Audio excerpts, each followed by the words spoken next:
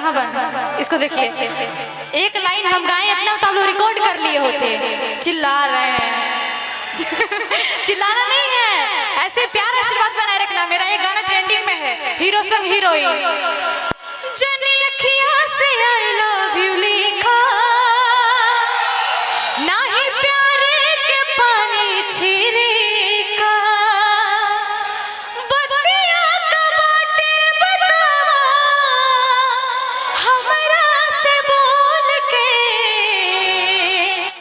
हमरा से बोल के कलो अपना हीरो संगे हीरोइन वाला रोल के, हीरोइन वाला रोल के लव वाला बतिया हमसे दाना तानी बोल गे। इसके लिए दीजिए तो एफ साहब ठीक है। बलमुआ तोहरे से प्यार हो गए, फिर से मिलेंगे ठीक है। जनी देखल करी हमरा के काम जीना तो हो जाए प्यारे बलम से।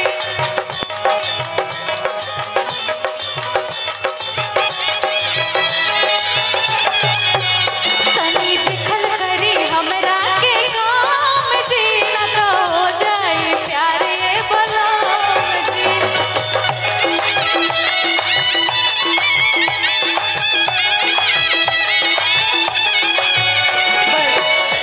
बाकी और लोग का भी वाह सुंदर, अति सुंदर। हे सुंदरी, हम तुम्हारी गायन वादन से प्रसन्न हुए।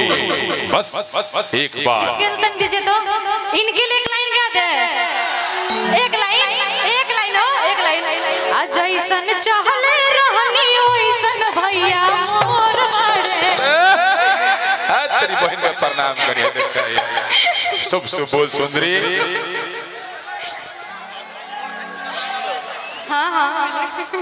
थोड़ा सा वायरल चीज है, हो गया। बहुत बहुत धन्यवाद।